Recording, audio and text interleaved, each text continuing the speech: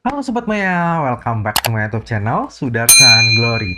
Apa kabar Sobat Maya semuanya? Saya harap semuanya seperti biasa ya, selalu sehat, selalu bahagia, dan makin sukses.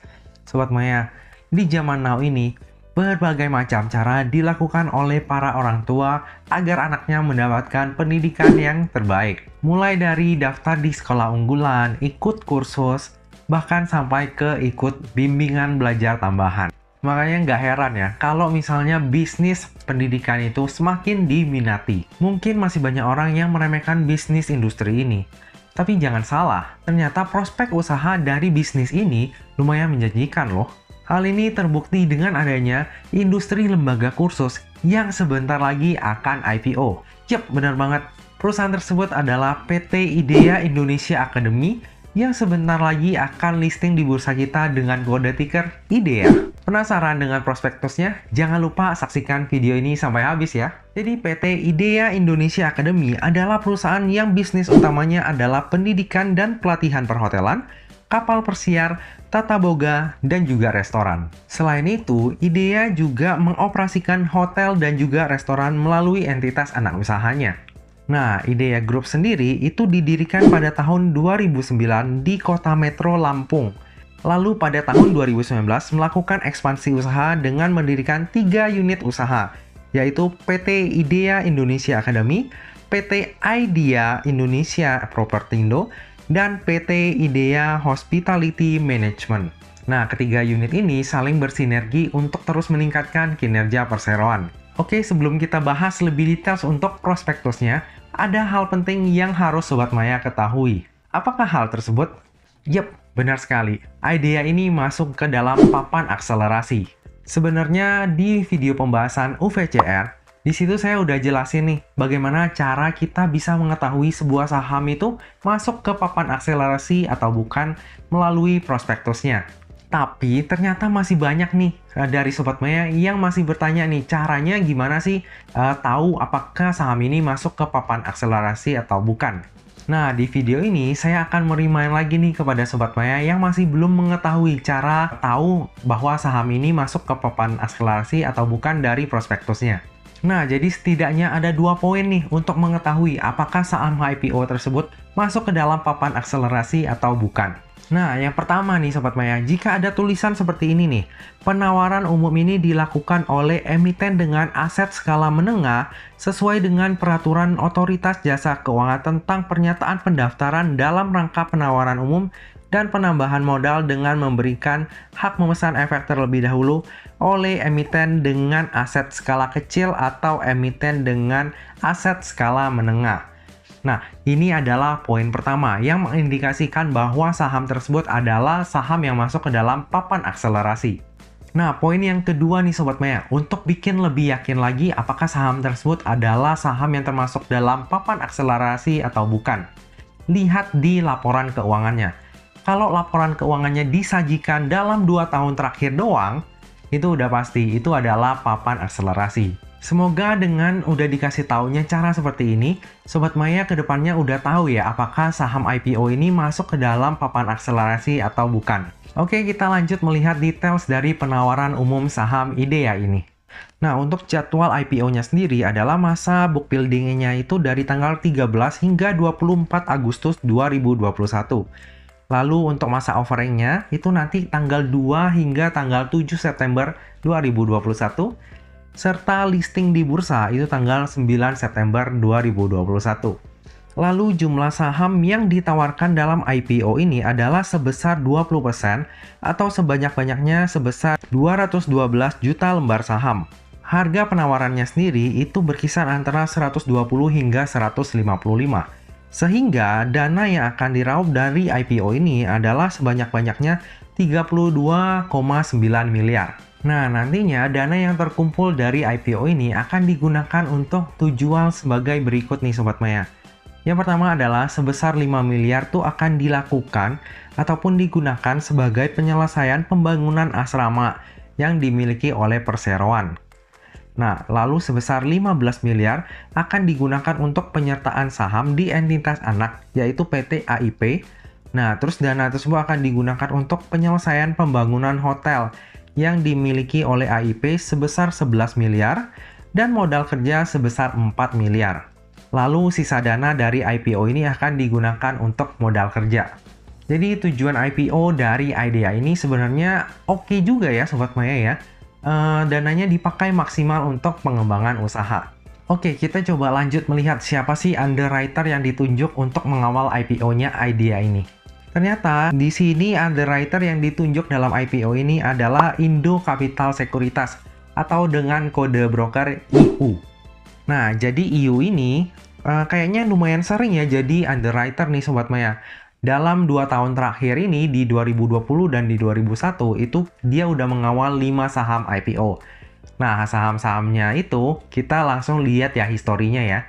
Jadi untuk emiten-emiten yang pernah dibawa oleh IU ini antara lain adalah yang pertama Laba, yang kedua Lucy, yang ketiga Wi-Fi, yang keempat Plan, dan terakhir adalah Roni yang paling belakang ya. Nah, di sini kita bisa lihat ya Sobat Maya bahwa di sini ada Lucy dan Plan yang juga termasuk saham akselerasi. Jadi kayaknya IU ini memang khusus untuk menghandle perusahaan-perusahaan yang mengincar dana IPO yang nggak terlalu besar ya Sobat Maya ya. Nah, coba kita lihat nih ya, histori dari saham-saham yang dibawa ataupun dikawal IU dalam perihal IPO. Nah, yang pertama Laba. Itu ternyata dia lumayan oke. Arahnya 2 kali, lalu sideways, dan sekarang tuh lagi terbang ke bulan. Lalu untuk yang kedua adalah Lucy. Nah, ini yang agak apes sedikit ya. Udah papan akselerasi, terus arahnya cuma 1 kali, dan akhirnya dibawa turun terus-terusan. Lalu Wi-Fi itu arah 2 kali, lalu kenaikan dan turunnya itu sangat volatile ya, naik turunnya itu kencang banget. Lalu ada Plan itu arahnya 4 kali, lalu dibawa terbang ke bulan Sobat Maya. Setelah sampai ke bulan dihantam lagi ke bumi, sampai akhirnya sekarang merupakan saham dengan harga terendah di BEI kita. Lalu yang terakhir ada Roni itu ya yang paling oke ya, arahnya sampai 5 kali. Nah, coba nanti kita lihat ya sepak terjangnya IU di IPO-nya IDEA ini. Oke, kita coba lanjut untuk melihat laporan keuangannya. Nah, dari sisi aset, dari tahun 2019 ke 2020, itu meningkat tajam ya Sobat Maya ya. Ini mostly dari aset yang tidak lancar nih Sobat Maya, yaitu penambahan aset berupa bangunan serta prasarana dan juga perlengkapan dari pembangunan hotel. Nah, lalu di sini juga ada hal penting yang harus kita cermati Sobat Maya. Di bagian piutang usaha pada aset lancar, ini makin meningkat ya dari waktu ke waktu.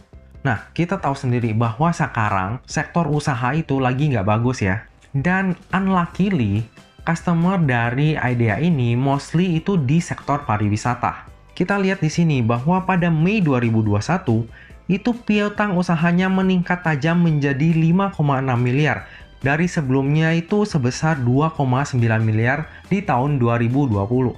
Nah, takutnya ini nanti akan jadi piutang nggak tertagih. Sementara kalau misalnya kita lihat dari sisi aset, per Mei 2021 itu udah berkurang banyak ya, sisa tinggal 300 jutaan doang. Nah, coba kita lanjut melihat dari sisi liabilitas ya.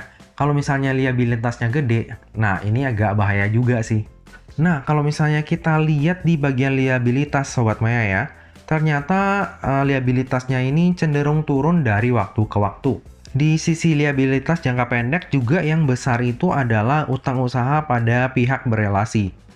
Nah, jadi walaupun nanti kalau misalnya cash-nya itu nggak cukup untuk membayar liabilitas jangka pendek, ya kita bisa berharap lah ya bahwa utang usaha terhadap pihak berelasi ini lebih gampang untuk direstrukturisasi. Nah, ini adalah salah satu PR dari IDEA, bagaimana membuat likuiditas perusahaannya itu menjadi lebih sehat.